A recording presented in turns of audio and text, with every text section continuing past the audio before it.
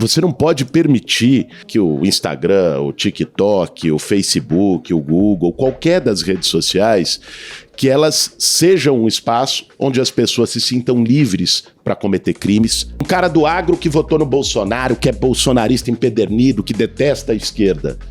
Esse cidadão vai perder com a articulação que o Eduardo Bolsonaro está fazendo lá. Então, se ele tiver um pingo de consciência nacional, um pingo, e até do seu próprio interesse econômico, ele também tem que se posicionar a favor do Brasil.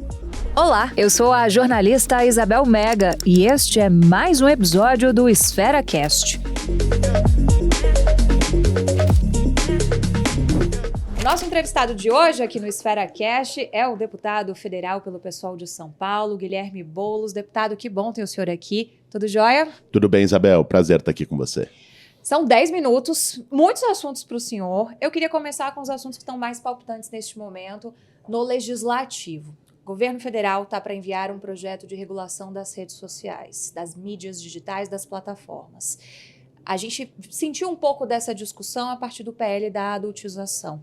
Tem chance desse projeto ser viabilizado no Congresso, na sua avaliação, deputado? Eu acho que tem chance e tem necessidade, Isabel. Porque, veja, a questão às vezes é colocada de uma forma errada, intencionalmente errada, como se regular a rede social fosse impor censura. Todos os meios de comunicação têm regulação. O que é regulação?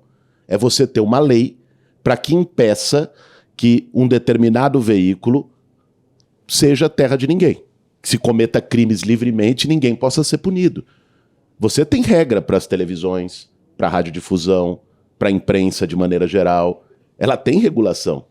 Por que é que nas redes sociais, que hoje são os principais meios de obtenção de informação, de formação de opinião das pessoas, você não vai ter regras como essa? Você não pode permitir que o Instagram, o TikTok, o Facebook, o Google, qualquer das redes sociais, que elas sejam um espaço onde as pessoas se sintam livres para cometer crimes, para fazer linchamentos, para criar ondas de ódio, para promover, inclusive, pedofilia, como nós vimos no tema da adultização do Felca, e não aconteça nada.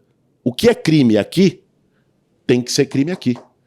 É simplesmente isso que está se propondo com a regulação.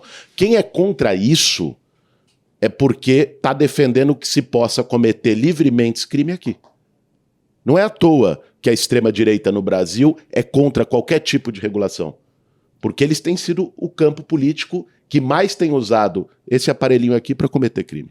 Agora, o assunto só foi adiante porque a gente teve o vídeo do Felca. Era um projeto que estava lá, esquecido, meio escanteado, e deu o início, né? Falando do projeto de lei da adultização, deu o início dessa discussão sobre regulação das redes.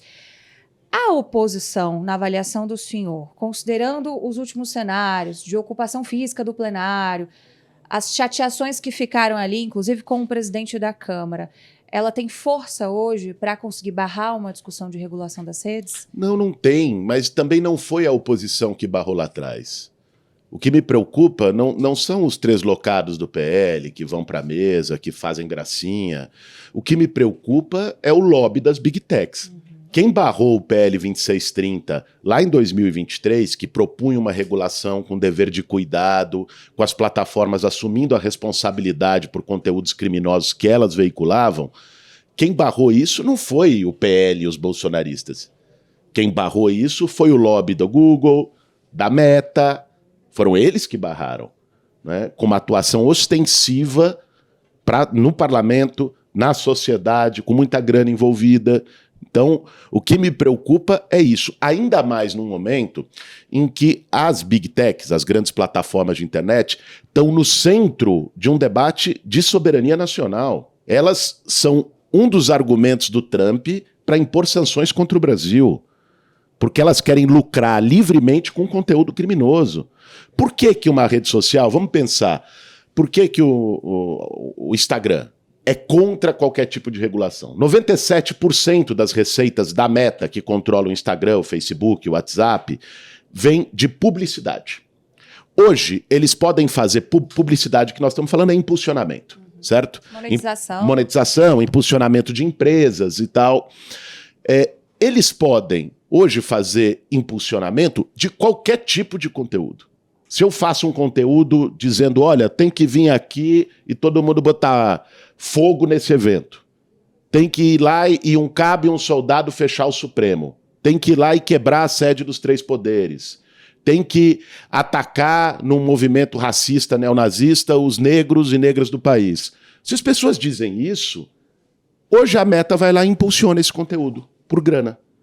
Isso é crime, certo? Em qualquer um desses casos está se cometendo crime. Se você aprova uma regulação, você vai impedir que a Meta ganhe dinheiro com conteúdos criminosos. O que está em jogo aqui é negócio. É o interesse deles de ganhar grana e o interesse dos Estados Unidos de proteger as suas corporações, como eles sempre fizeram. Deputado, o senhor falou de soberania, a gente está observando a reação do governo em relação ao tarifaço, vindo muito com essa ideia de soberania. E sobrou muito para o Congresso Nacional, principalmente para vocês da base governista, um discurso mais duro em relação à atuação de Eduardo Bolsonaro e do bolsonarismo como um todo. O que o senhor defende que aconteça com Eduardo Bolsonaro e com Jair Bolsonaro? Primeiro, Isabel, eu acho uma pena que seja só a esquerda e quem defende o governo Lula que se indigne com a atuação traidora, lesa-pátria do Eduardo Bolsonaro. Você consegue imaginar o que é um deputado brasileiro ir para os Estados Unidos e defender sanção contra o seu país? Defender as medidas do Trump que estão tirando emprego daqui para levar esses empregos para os Estados Unidos? Pense o contrário. Se fosse um deputado norte-americano indo para outro país fazer isso, ele já estava sendo torturado numa base secreta da CIA. O senhor vê a Câmara caçando ele ou ele vai perder o mandato por faltas? A Câmara tem que caçar. É uma vergonha, uma desmoralização para o Legislativo brasileiro se não caçar esse cidadão. E todos aqueles que estão trabalhando contra o Brasil. O debate aqui não deveria ser esquerda-direita. Se a gente colocar esse debate de maneira séria, ele deveria ser quem defende o Brasil e quem está contra o Brasil. Sabe? E qualquer um, independente da sua posição ideológica, pense, um empresário de direita, um cara do agro que votou no Bolsonaro, que é bolsonarista empedernido, que detesta a esquerda. Esse cidadão vai perder com a articulação que o Eduardo Bolsonaro está fazendo lá.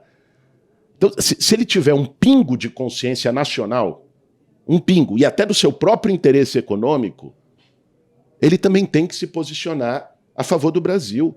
Existem debates que são esquerda e direita. Por exemplo, o debate de taxar super ricos. Esse é um debate que a esquerda defende para defender que o povo pague menos impostos e que o 1% pague mais impostos. Esse é um debate de esquerda e direita.